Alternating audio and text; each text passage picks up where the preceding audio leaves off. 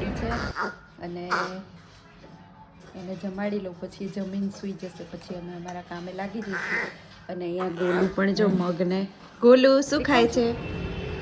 તો અમે જો પહોંચી ગયા છીએ અમદાવાદ ફેસ્ટિવલમાં અને જો અહીંયા કિસ્સુ અને હું બંને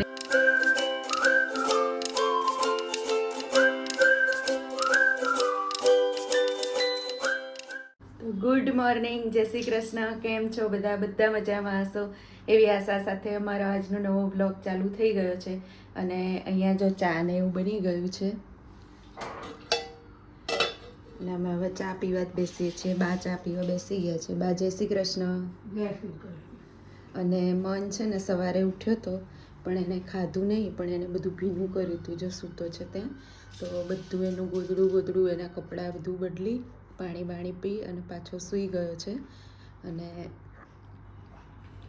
બસ હવે ચા પાણી કરી લઈએ અને પછી મીતને આવશે એટલે એ ચા પીશે.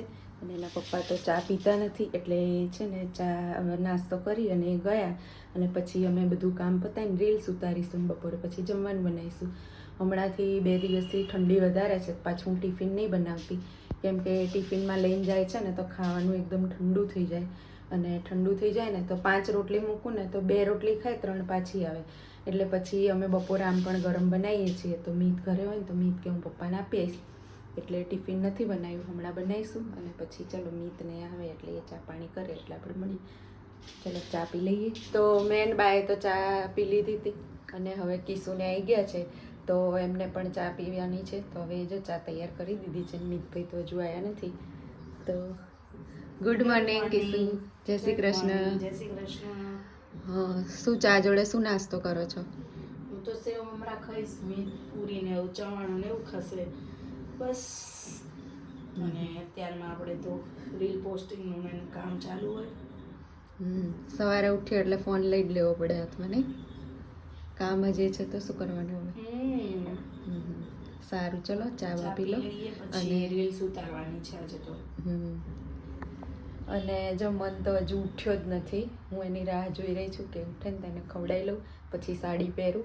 કેમ કે સાડી પહેરીને પછી હું એને ખવડાવું ને એટલે પછી એને એમ તો એકવાર તો કપડાં ચેન્જ કરી જ દીધા છે પણ પાછું બગાડે પલાળે તો પાછા ફરી બદલવા પડે ને એ સાડી ખેંચ કરે ને એવું બધું થાય છે.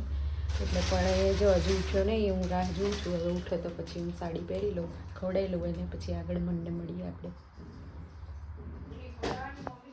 હા, તો અહીંયા જો મન ઉઠી અને પાછો કપડાં બદલી અને પાણી બાણી પીને તૈયાર થઈને પાછો સૂઈ ગયો હતો. હવે પાછો અત્યારે ઉઠ્યો છે એટલે થોડું ખાશે. અને ઠંડી વધારે છે ને એટલે નીચે તો એને ઉતારતા જ નથી અમે. ખુરશીમાં બેસાડીએ, પછી તડકો આવે તો બહાર તડકે બેસાડીએ, પણ નીચે રમવા નહીં દેતા કેમ કે નીચે એકદમ બરફ જેવું ઠંડુ થઈ ગયું હોય છે. એને શરદી થઈ જાય, ખોટો બીમાર પડે, એટલે ખાસ અમે નીચે તો એને ઉતારતા જ નથી અત્યારે. ખાટલામાં રાખીએ, ખુરશીમાં રાખીએ બસ. અને એને જો મેં કીધું એ પ્રમાણે બધું ભીનું કર્યું હતું તો મેં એનું કપડાં બધું બદલ્યું અને ગોદડીને એવું બધું હજુ ધોઈશું. એટલે આખો દિવસ એનું એ જ કામ પહોંચે. અને અહીંયા જો મન મારા ખોડામાં છે હે ને મન, એટલે પછી હવે અમે છે ને એને ખવડાવી લઈએ, પછી બહાર તડકે ઘડીક કાઢીશું એટલે તડકે રમશે ને તો એને થોડી ઠંડી ઉડે. અને અહીંયા જો મન જો એ ખાય ને એટલે બધું બગાડે, પછી એને ખાય પછી પાછું બધું સાફ કરવું પડે ને કપડાં બદલવા પડે ને, એટલે આવું બધું કામ ચાલ્યા કરે આખો દિવસ. આ જ અમારું કામ હોય. ચલો મનને ખવડાવી લઈએ હવે.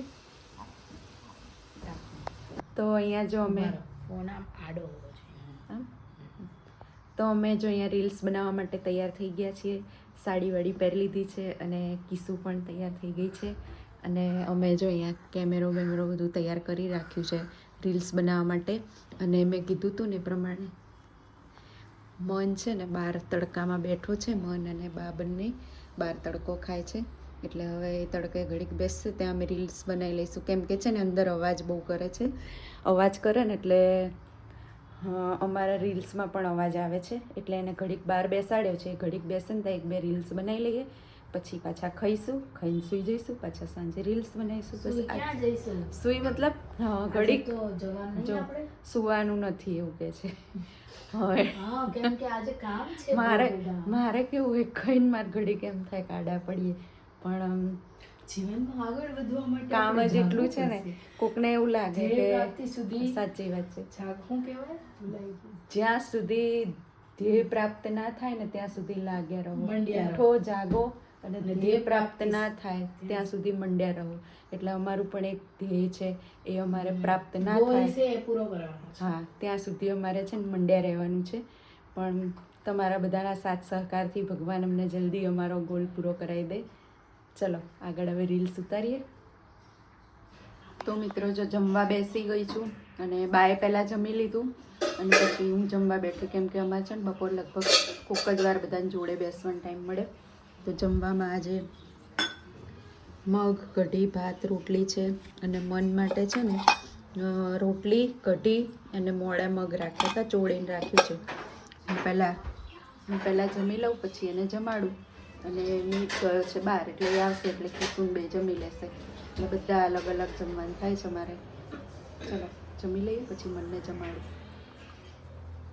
તો અહીંયા જો મેં જમી લીધું છે અને હવે મનને હું જમાડું છું. તો મન આજે છે ને કઢી, રોટલી અને મગ જમવાનો છે.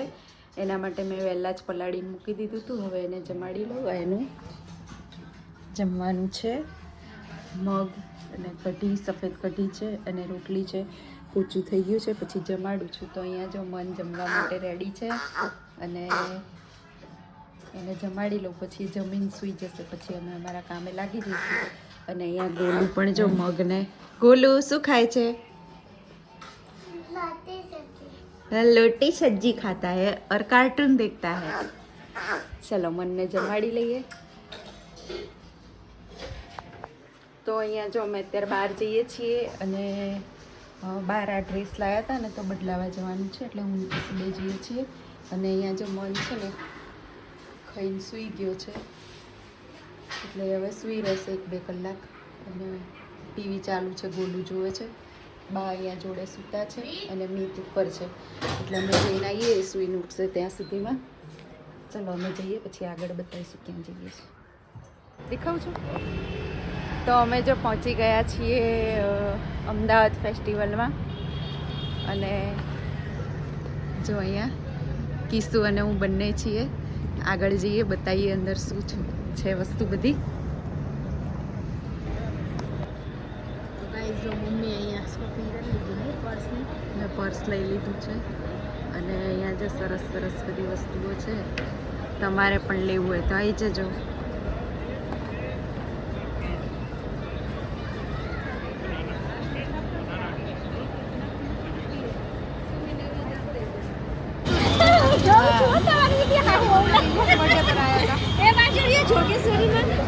અમે મણિનગર 7 ડે સ્કૂલ પાસે.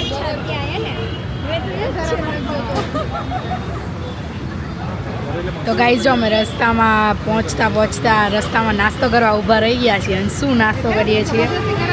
લિજ્જતના ખમણ અને ચીઝ કોર્ન રોલ અને બટેકા વડા. કેવા છે મમ્મી બટેકા વડા? મસ્ત. મમ્મીને બહુ જ ભાવે બટેકા વડા. ફેવરેટ છે મારા. મમ્મીને બટેકાવાળા કોઈ બી જગ્યા હોય ને એ ખાવાના. તો ગાઈઝ અહીંયા જો આ લોકો માટે પણ આપણે ચીઝ કોર્ન રોલ અને ખમણ લાવ્યા હતા. બા કેવા લાગ્યા ખમણ? ખમણ સારા લાગ્યા? ઓ બા, અને આ ચાખો તો આ કેવું છે? તો મિત્રો જો અમે બહાર ગયા હતા, જઈને આવી ગયા. અને અમે ક્યાંક બહાર જઈને આવીએ ને એટલે એટલી બધી ઉતાવળ હોય ને કે પછી ઘરે આવીએ ને એટલે પછી યાદ જ ના આવે કે વિડીયો ઉતારીએ કાં તે. પછી અમે બહારથી નાસ્તો કરીને આવ્યા હતા અને બા માટે ને મીત માટે લઈને આવ્યા હતા.